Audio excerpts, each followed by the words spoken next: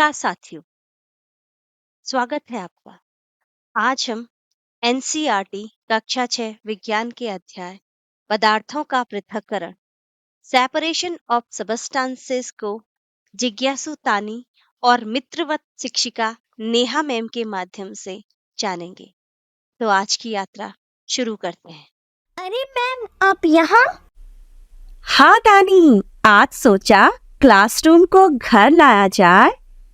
और बच्चे, आज मैं तुम्हारे ही घर में तुम्हें विज्ञान का जादू दिखाने आई हूँ।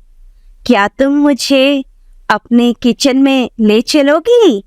हाँ मैम, मैं आपको किचन में ले चलती हूँ। क्या हम किचन में एक्सपेरिमेंट करेंगे?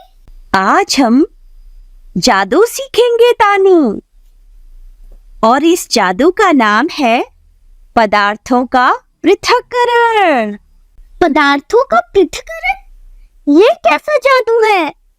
तानी, जब दो या दो से अधिक पदार्थ आपस में मिल जाते हैं तो उसे मिश्रण कहते हैं, और जब हम इन्हें अलग करते हैं तो यह पृथक्करण कहलाता है। लेकिन मैम, हम पृथक्करण करते क्यों हैं? तानी, इस सवाल का जवाब तो चावल की थाली में छुपा है जो तुम्हारी मम्मी ने यहाँ रसोई में रखी है। इसमें कुछ कंकड़ भी है। क्या तुम इसे साफ कर सकती हो?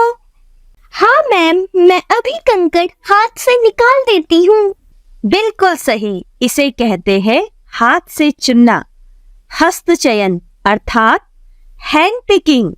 जब कण बड़े हों और आसानी से दिख जाए तब ये तरीका काम आता है। तानी, उपयोगी चीजों से अन्य हानिकारक चीजों को हटाना पृथक्करण कहलाता है। रसोई घर में हम बहुत सी चीजों का पृथक्करण सीखते हैं। वाह मैम, मैंने पृथक्करण का एक जादू सीख लिया। तानी, पृथक्करण का दूसरा जादू भी इन चावलों में ही छिपा है। तुम तो जानती हो, ये चावल हमें धान के पौधों से प्राप्त होते हैं। फसल तैयार होने पर हम धान की सूखी डंडियों से धान को पृथक करते हैं, अर्थात सूखी डंडियों से अनाज को पृथक किया जाता है। यह प्रक्रिया थ्रेसिंग कहलाती है।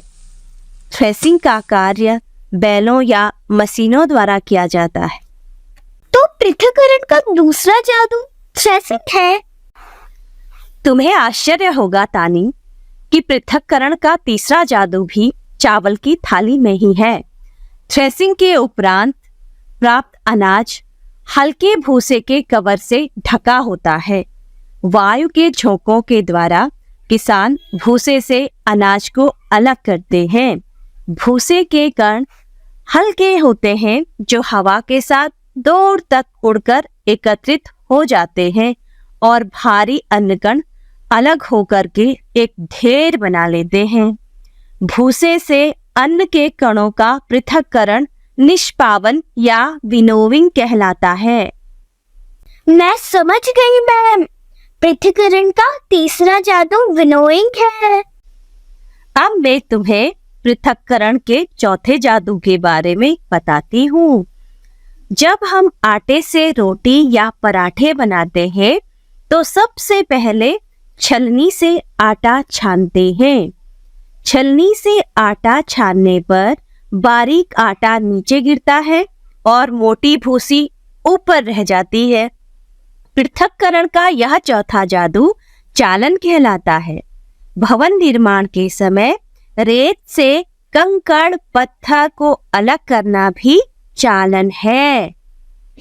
रसोई घर में मम्मी हर रोज चालन द्वारा पृथक्करण करती है। तानी, क्या तुम रसोई के कामों में अपनी मम्मी का हाथ बटाती हो? हाँ मैम, मैं पानी भरने और चाय बनाने में मम्मी की मदद करती हूँ। बहुत अच्छा तानी, हमें हमेशा अपने माता पिता का हाथ बटाना चाहिए। तानी, पानी भरना और चाय बनाने में अपनी मम्मी की मदद करने पर तुम पृथक्करण के और जादू समझ सकती हो। तुमने देखा होगा कि जब बारिश के मौसम में गंदा पानी नल से आता है तो हम बाल्टी में पानी भरकर अशुद्धि के तलछट में बैठने का इंतजार करते हैं। थोड़े समय बाद पानी से अशुद्धि के कण तली में बैठ जाने का प्रक्रम अवसादन सेडिमेंटेशन कहलाता है। अब इस अवसादित मिश्रण को बिना हिलाए जल को उड़ेलना निस्तारण या डिकेंटेशन कहलाता है। बरसात में मैंने ये अनुभव किया है मैम। हाँ तानी, हमारे दैनिक जीवन में हम ऐसे बहुत से उदाहरण देखते हैं जिसमें हम पदार्थों का मिश्रण से पृथक्करण देखते हैं। जैसे चाय बनाते समय चाय की पत्तियों को चाय से छलनी द्वारा अलग किया जाता है। पृथक्करण की यह विधि फिल्ट्रेशन कहलाती है।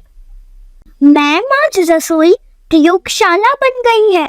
इसमें तो बहुत सारा विज्ञान है। बिल्कुल सही बेटा, हमारी रसोई में बहुत सारा विज्ञान है। तुमने दूध से क्रीम या दही से मक्खन का पृथक्करण तो देखा ही होगा। तेज घुमाव द्वारा पदार्थ का पृथक्करण अपकेंद्रण या सेंट्रीफ्यूगेशन कहलाता है।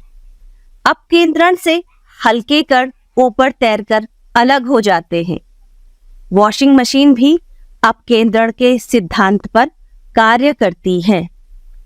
मैम, पदार्थों का पृथक्करण एक ऐसा जादू है जिसे मैं विज्ञान की दृष्टि से नहीं समझ पाई। हाँ तानी, पर आज तुमने अपनी रसोई में वैज्ञानिक दृष्टिकोण से पदार्थों के पृथक्करण को देखा। और अब मैं तुम्हें पृथक्करण की और 2 विधियों के बारे में बताती हूँ। वे विधियां हैं वाष्पन और संघनन। पानी का भाप बनकर उड़ना वाष्पन कहलाता है। समुद्र के जल से नमक का पृथक्करण वाष्पन विधि द्वारा किया जाता है। वाष्पन के विपरीत भाप का वापस पानी में बदलना संघनन कहलाता है। संघनन द्वारा समुद्र के जल को पीने योग्य बनाया जा सकता है। मैम, आज हमने पृथक्करण की कुल 10 विधियों के बारे में जाना, जो है हस्तचयन, थ्रेसिंग, विनोविंग, चालन, सेडिमेंटेशन, डिकेंटेशन, फिल्ट्रेशन, अपकेंद्रण, वाष्पन और संघनन।